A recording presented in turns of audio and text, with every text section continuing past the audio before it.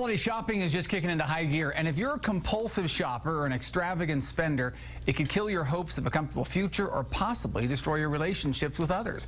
Certified financial planner LeVitre wrote the book, 20 Retirement Decisions You Need to Make Right Now. He's here. What do our spending decisions reveal about us? Your spending decisions basically tell whether or not you're more concerned with status or wealth. And if you're concerned with status, you're probably buying expensive things on credit, and you're more concerned with looking good than building wealth. And you even have some examples of people that you probably encounter people all the time who are more concerned with one or the other, right? Right. I have lots of people, and you know people that buy expensive things on credit. And a good example would be a car. I have a client who just went out, bought a brand new Mercedes, and now has a $650 a month payment, and that's $650 that they can't put in to their 401k or invest towards invest towards becoming more wealthy. An example, that $650, you did some figuring on that, on what they could have had otherwise, where they would have been, had they been investing that, it would have turned into a nice little profit for them doing something else. Right. In fact, I went back to 1993 and I said, what if you had just taken the $650 and invested it in either McDonald's or perhaps Apple, if you were lucky enough to choose Apple at that time. And you'll see that a $650 a month car payment actually cost you $500,000 had you bought McDonald's, or over $4 million had you bought Apple.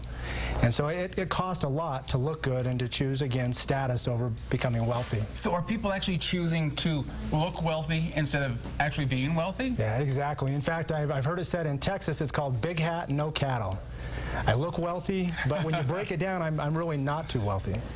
In fact, I thought it would be interesting if you were to take everything you own and on the side of it list, here's what it's worth, and here's what I owe, and here's my worth, net, positive or negative. So if you had your car and you pulled up to someone with say a Mercedes or a BMW and it looked really nice, and on the side it said it's worth $25,000, I owe $30,000, and the net worth is -5. Instead of the perception being, well, that person has money, you'd be going, my $5,000 Camry is worth more than their car. I'm more wealthy than that. Yeah. If we all had it labeled on the cars, there would be change the way we drive our cars out there. Okay. Do these decisions, will they really make a long-term impact, do you think, on what we do and how we come out? Yeah. In fact, it's the habit that's the problem. If you're in the habit of buying expensive things, buying extra comfort, doing so on debt, and you never change that habit, you're probably not going to be wealthy. In fact, if you choose status and extra comfort before you have wealth, you'll always be poor. It's right there. So if you wonder why some people are poor and some people have the money, it comes down to basic decisions like that. Ray's book has some more great advice like this, and of course you can find it at the local bookstores.